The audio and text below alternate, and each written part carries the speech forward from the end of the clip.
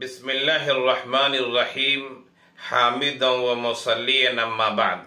सामईन किराम व नाज़रीन इज़ाम, आप अहकाम व मसाइल की क्लिप सुन रहे हैं।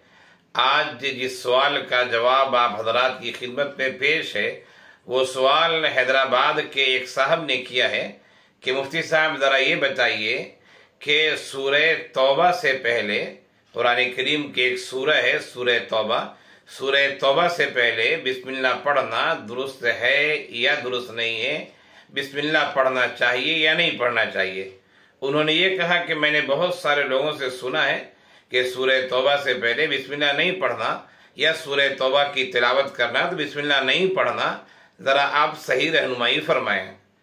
तो इस सिलसिले में अर्ज ये है कि जहाँ तक सूरह तौबा की बात है तो सूरह तौबा कुरान करीम की वो वाहिद सूरत है, कुरान करीम की वो एक ही सूरत है जिसके शुरू में बिस्मिल्लाहिर्रहमानिर्रहीम नहीं लिखा हुआ है। वरना कुरान की जितनी सूरतें हैं, पूरे कुरान में 114 सूरतें हैं, 114 सूरतें हैं। तो 114 सूरतों में से 113 सूरतों में 113 सूरतों के शुरू में बिस्मिल्लाहिर्रहमानिर्रहीम लिखा हुआ है, लेकिन सूरह तौबा के शुरू में नहीं लिखा है। आखिर क्यों नहीं लिखा? तो इसके बारे में उलमा ने वजाहत की है कि जब भी कोई सूरत शुरू होती थी तो अल्लाह के रसूल सल्लल्लाहु अलैहि वसल्लम कातिबे वही को हुक्म दिया करते थे कि सूरत शुरू हो रही है, इससे पहले बिस्मिल्लाह लिखो। लेकिन सूरह तौबा जब नाजिल हुई और अल्लाह के रसूल सल्लल्लाहु अलैहि वसल्लम ने उसकी किताबत कराई तो आपने उसके शुरू में बिस्मिल्लाह लिखने का तज़किरा नहीं किया है। अब जब कुरान के जमा करने की बात आई, जिसे तदवीन कुरान कहते हैं, बात आई कि सूरह तौबा से पहले बिस्मिल्लाह लिखना सही है या नहीं है, तो मशहूर तो यही बात थी कि अल्लाह के रसूल सल्लल्लाहु अलैहि वसल्लम ने बिस्मिल्लाह नहीं लिखवाई है और किसी कागज में बिस्मिल्लाह की तहरीर, बिस्मिल्लाह के हरूफ लिखे भी नहीं थे। तो सहाबा किराम के मशवरे से ये बात तय पाई कि चूंकि सूरह अनफाल और सूरह तौबा दोनों के मज़ामीन मिलते जुलते हैं, तो लिहाजा सूरह अनफाल के ख़त्म होने के बाद सूरह तौबा की शुरुआत कर दी जाए, लेकिन बिस्मिल्लाह न लिखें, इसलिए कि अल्लाह के रसूल सल्लल्लाहु अलैहि वसल्लम ने बिस्मिल्लाह लिखने की बात नहीं कही थी।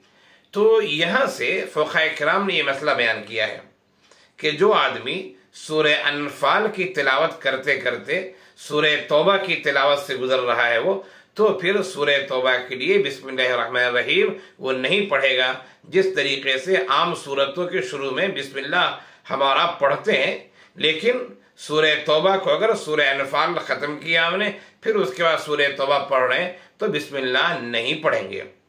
लेकिन एक दूसरा पहलू समझने का है कि अगर आप कुरान करीम की तिलावत सूरह तौबा ही से शुरू कर रहे हैं, आपने कुरान खोला और आपने सूरह तौबा से तिलावत शुरू की, या ये कि सूरह तौबा के दरमियान से आपने तिलावत शुरू की, तो इन दोनों सूरतों में आप बिस्मिल्लाह पढ़ेंगे, हम बिस्मिल्लाह पढ़ेंगे।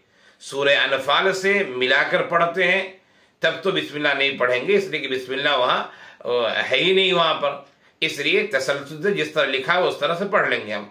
लेकिन अगर हम तिलावत की शुरुआत ही, आगाज ही सूरह तौबा या सूरह तौबा के दरमियान से करते हैं तो उस सूरत में बिस्मिल्लाह पढ़कर हम कुरान करीम की तिलावत शुरू करेंगे। वो सूरह तौबा की इब्तिदा हो या सूरह तौबा की इंतहा हो या सूरह तौबा के दरमियानी मामला हो।